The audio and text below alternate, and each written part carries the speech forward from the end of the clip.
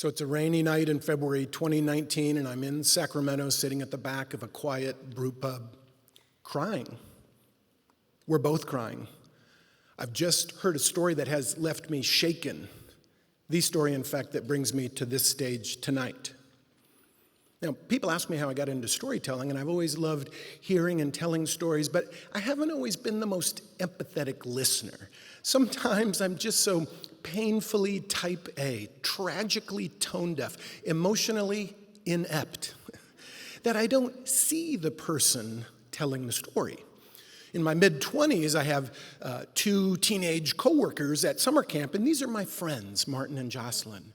And they confide in me that Jocelyn's pregnant. And they're scared, they feel alone, and they tell me that they're thinking of keeping the baby. And I muster all of the care and compassion that I can, and I say, well, you know, diapers are expensive. I said that. What an asshole.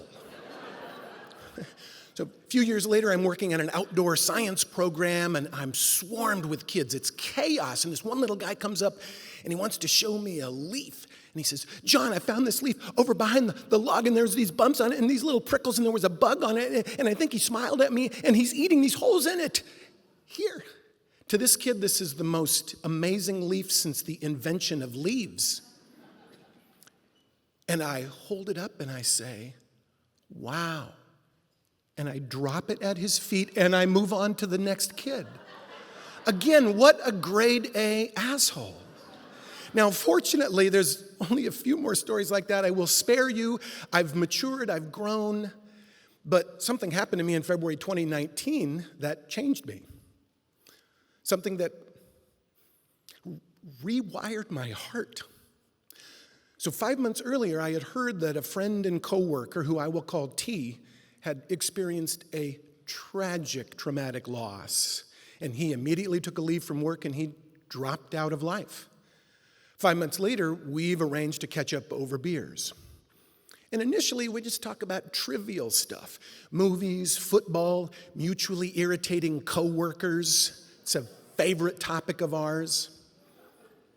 And at one point I say, T, I don't want to pretend like you haven't experienced this traumatic loss, and I want you to feel free to talk about it or not talk about it. Either way, I'm here for you. And he thanks me, and we continue to talk about trivial stuff.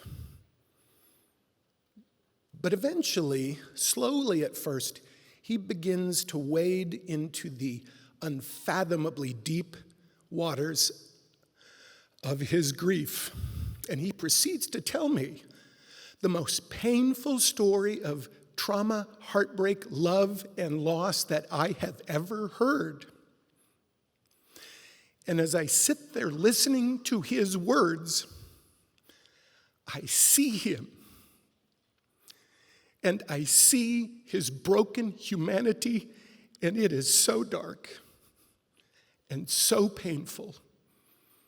But in a way that I cannot explain to you, it is also miraculous. And we weep. Finally, we come up for air, and he says, I didn't mean to tell that story, it just came out. And I said, I am honored that you trusted me. And I said, if you never tell that story again, I think you should write it down, because I think there are people out there who could find healing in your story. And then we talked about the power of stories. And at one point, he mentions this organization called the Moth, and I say, what's that? And he explains it, and I say, you mean to tell me people just get up on stage and blather on about personal stuff? And he says, yeah. 3 months later, I'm in Berkeley putting my name in the hat to tell a deeply personal story about my mother. And with every name pulled from the hat, I am shaking. And lucky for me, my name didn't get called that night because I wasn't ready to tell that story. But in the years since, I have met so many amazing new storytelling friends, and I have seen so many beautiful stories, and I've even gotten to tell a few myself.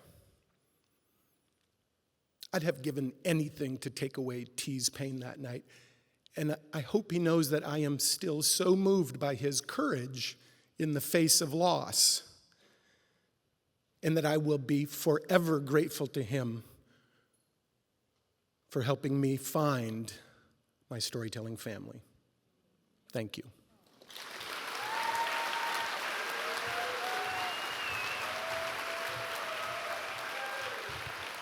One more time for John.